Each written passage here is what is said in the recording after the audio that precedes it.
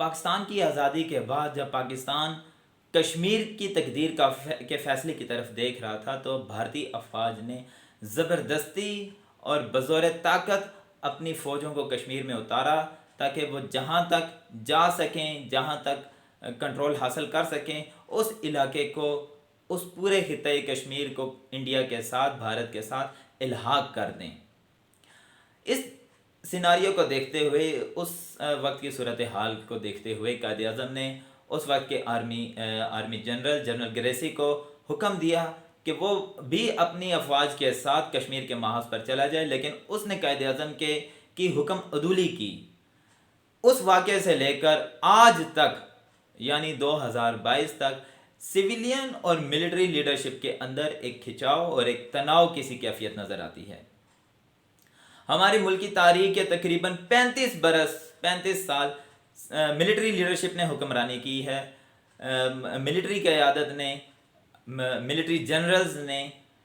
پاکستان پر martial law لگا کر حکومت کی ہے، اور جبکہ بقیہ بچے کچھ سال جو ہیں وہ سویلین قیادت نے حکمرانی کی ہے۔ ہماری سویلین قیادت اس بات کا رونا روتی ہے کہ جب ہم حکومت میں ہوتے ہیں تو ان کو صحیح طریقے سے کام نہیں کیا جانے دیا جاتا، اور یہ اشارہ ان کا ملٹری کی طرف ہوتا ہے، آرمی کی طرف ہوتا ہے۔ گویا سول اور ملٹری انسٹیٹیوشن کے درمیان ایک کھچاؤ تاحال ابھی بھی باقی ہے۔ اگر یہ سیاستدان عوام کے ساتھ مخلص ہوتے، عوام کے ساتھ اخلاص والا عمل کرتے، ہمدردانہ رویہ اپناتے، ان کے مسائل کو حل کرتے، روٹی کپڑا مکان، بے روزگاری اور صحت تعلیم کے مسائل حل کرتے، تو آج یہ عوام اپنی سویلین قیادت کے ساتھ ہوتی اور انہی کا ساتھ دیتی۔ لیکن ہماری عوام کے سامنے مقصد کیا ہے، ان کا مطمع نظر کیا ہے؟ ان کا مقصد اور مطمع نظر صرف اتنا ہے کہ ان کو ضروریات زندگی باہم پہنچائی جائیں۔ یہ ساری کی ساری زندگی کی جو سہولیات ہیں جو ایک عام آدمی کو میسر ہونی چاہیے، وہ حاصل ہونی چاہیے۔ اس کے لیے وہ نہیں دیکھتا کہ ڈیموکریسی اس ملک کے لیے بہتر ہے، سویلین قیادت اس کے لیے بہتر ہے، ملٹری قیادت اس کے لیے بہتر ہے۔ جب بھی کوئی سہانے خواب دکھانے عوام کی خدمت کے لیے آیا ہے تو عوام نے اس کا شروع میں اس کو خوش آمدید کہا ہے، اچھے طریقے سے اس کا استقبال کیا ہے، لیکن آخر کار ملٹری اور سویلین لیڈرشپ دونوں نے عوام کو مایوس کیا ہے، کیونکہ ابھی تک 75 سال ہماری آزادی کے ہوئے ہو گئے ہیں، لیکن ابھی تک ہمارے بنیادی مسائل جوں کے توں ہیں۔ ہمارا انرجی سیکٹر اسی طرح ہے، ہماری معیشت کی حالت بگڑتی چلی جا رہی ہے۔ جب ہماری سویلین لیڈرشپ حکومت میں ہوتی ہے، حکمرانی کر رہی ہوتی ہے، تو وہ اس بات کا تانا دیتے نظر آتے ہیں کہ آرمی نے یا ملٹری نے ان کو حکمرانی کرنے نہیں دی۔ اگر یہی عوام کے ساتھ ہوتے تو آج یہ شکوہ نہ کر رہے ہوتے۔ اور یہ بات بھی ڈھکی چھپی نہیں ہے کہ ہماری سویلین قیادتوں کے جو کرپشن کے مسائل ہیں، ان کے اوپر بدعنوانی کے جو چارجز ہیں، وہ بھی کسی سے چھپے ہوئے نہیں ہیں، بلکہ 90 کی دہائی میں نون لیگ اور پیپل پارٹی کی حکومتوں کو اسی وجہ سے چلتا کیا کیونکہ ان کی قیادت پر کرپشن کے الزام لگائے گئے۔ اور آج ہمیں نظر بھی آتا ہے کہ ان لوگوں کا سرمایہ بڑھتا چلا جا رہا ہے اور عوام کے لیے آج بھی کچھ کرنے کو تیار نہیں ہے۔ ایک اور بات یوں بھی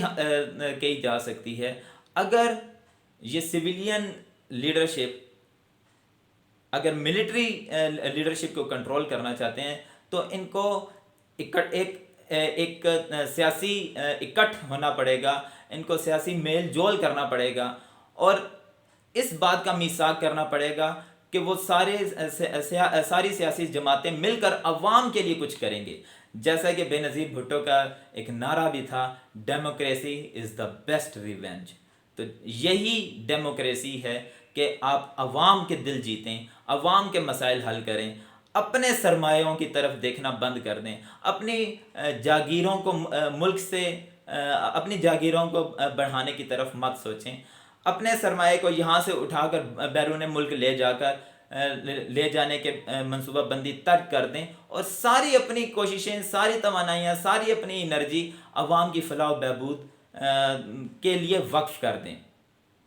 جبکہ دوسری طرف ملٹری لیڈرشپ نے اس بات کا فائدہ اٹھاتے ہوئے پاکستان پر حکمرانی کی، کیونکہ وہ سمجھتے ہیں کہ سویلین لیڈرشپ کرپٹ ہے، بدعنوان ہے، یہ عوام کی فلاح کے لیے کام نہیں کرتی بلکہ یہ اپنے لیے کام کرتے ہیں، یہ اپنا پیسہ اکٹھا کر رہے ہیں اور یہ جاگیریں یہاں بناتے ہیں اور جاگیریں اس ملک سے باہر بناتے ہیں، جیسا کہ ہمیں پاناما پیپرز میں ایسی چیز نظر بھی آئی ہے. تو آخر میں نتیجہ یہی نکلتا ہے کہ اگر سویلین سپرمیسی چاہیے، ہماری سویلین لیڈرشپ کو ایک سویلین سپرمیسی یا سول بالادستی چاہیے،